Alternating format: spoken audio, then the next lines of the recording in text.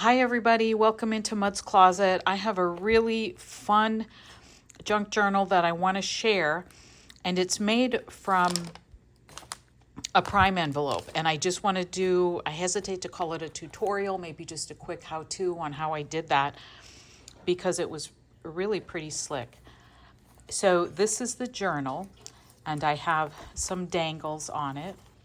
These are pictures from a seed catalog, old book pages, a doily, and some other things. A little charm, a little butterfly charm. I suppose this could be a garden journal, but we'll see. A little trim, pom-pom trim. It's a little chunky, but not too bad. And there is a just like a 1/2 inch spine. And this is what to me was so useful to learn. And I learned this from a video, and I can't remember which one, but it was Joey DeFee. If you're not following her and you like junk journals, you absolutely should follow her. So if we open this up, on the inside here is a pocket and some lace, a tag, some papers. On the top, what you'll see is that the envelope is also a pocket. And what I've done, because this envelope had a little bit of padding, is, excuse me, I folded a piece of paper over the layers to strengthen that up.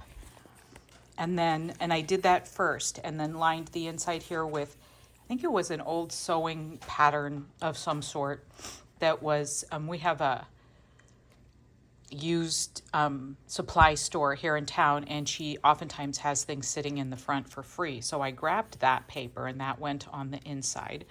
Coffee dyed doily. Y'all, this ledger paper makes me so happy. One of my guests at the salon brought it to me. They are business owners, and this is the ledger from the 40s that her, I think she said great aunt kept. And you can just see that perfect Palmer method. You just know her record keeping was immaculate to the penny. And the quality of the paper is thick and lovely. I did nothing to this but cut it down. So I did no tinting, no edging. And I can't remember if I cut it or just tore it on a ruler. But, oh, I'm so happy with that paper. Some wrapping paper, a map. This was from an old book. And this top corner pocket is, I watched a tutorial from Natasha at Treasure Books. I think she calls them corner huggers, and you could probably look that up. And this is just a little doodah that I had on this side. I suppose I can put that back together later. And then on this side I had, I think, paper clipped on. Just an envelope and some little writing papers. Again, some of this was free at that store. What does it say? Community schools. And some just pink paper with some edging, and I did some stamping. And for whatever reason, I loved this pink envelope. This was just a scrap that I detailed with, and then that was also from the seed catalog. This was a pink cookbook, and I just clipped, it's a heart with some things in it, a little tuck spot here, a little doodah dangle there just for some decoration,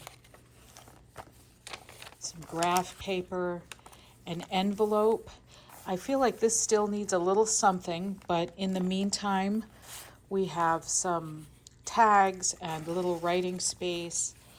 This is a teeny pocket with a teeny tag, some paper flowers, a guest check is what I have in this, and I just distressed that a little bit. Some packing paper with a butterfly, music paper that's a little coffee stained, and a pink clip with a pocket and a little tuck and a tag. I'm starting to kind of let loose with some of my hardware. A flower tab. These paper clips are rusted. I rusted them with, I can't remember the exact proportions, vinegar and peroxide and salt. And I love how they turned out. And then these are just some papers to write on that have been distressed. Little stamp, a key. And on this side, I just have some distressed tickets.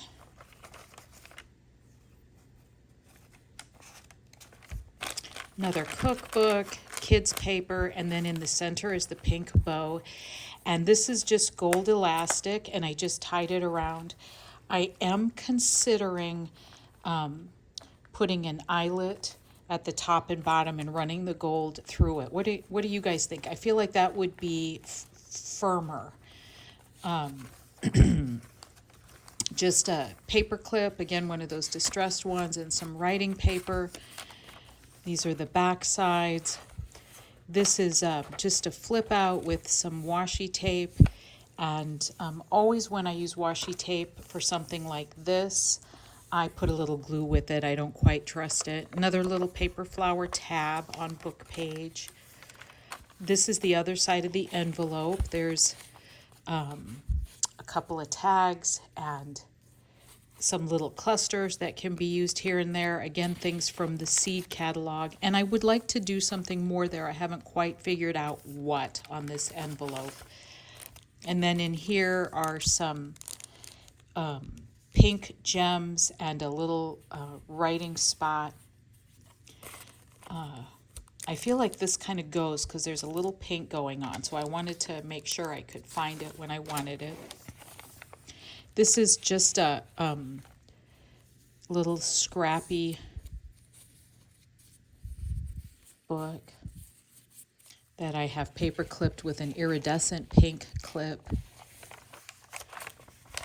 Just a little detailing, a tab. Another, this is a vintage stationery set that I picked up at the thrift store so they could write a letter, whoever ends up with this, a letter to themselves or to somebody else,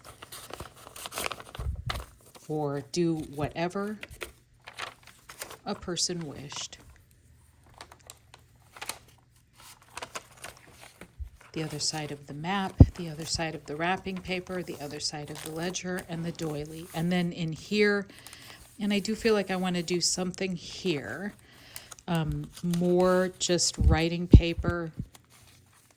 I tucked these in here. These are the rest of the package of this little button. I picked these up at the Scrap Mania rummage sale, and I inked the edges. You can see they look a little bit distressed.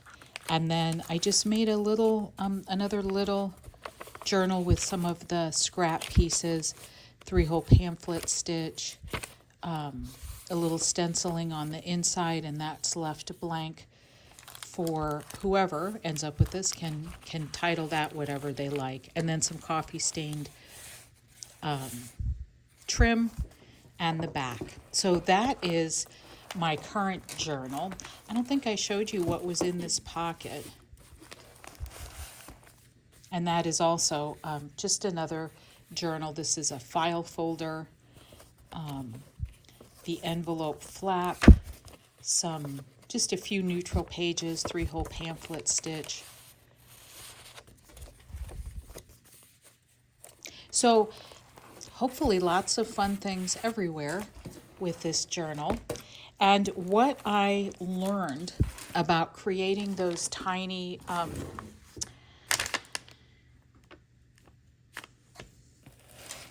can't say it. This center part, it escapes me.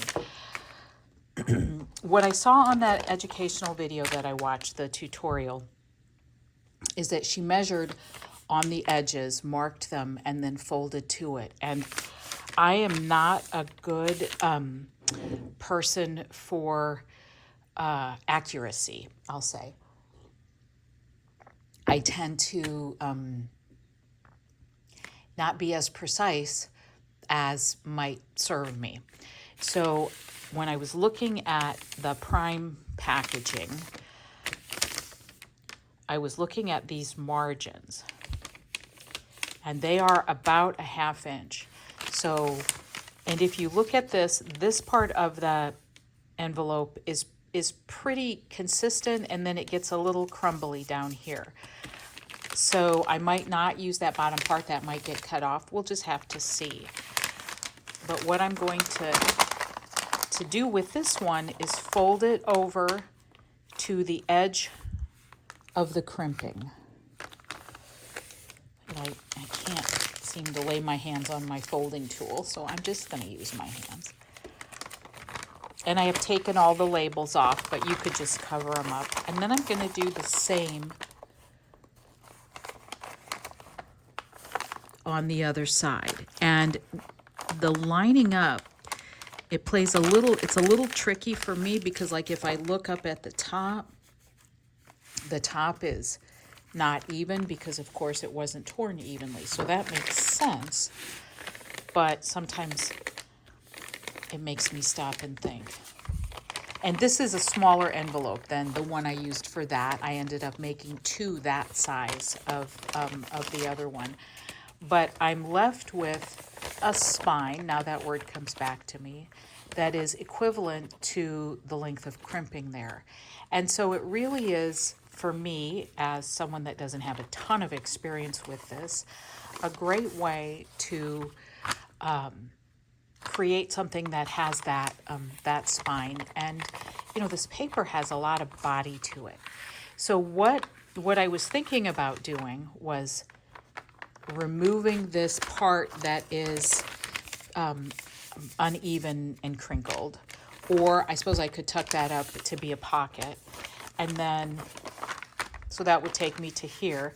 And then this is long. I was thinking about cutting it in half and making 2 smaller journals, but as I'm looking at it, it might be neat to have a really tall journal, just a different size. What do you guys think? Let me know in the comments. Thank you for watching. I love my new journal, and I hope you enjoyed seeing it. Let me know how you're doing, and have a great rest of the day.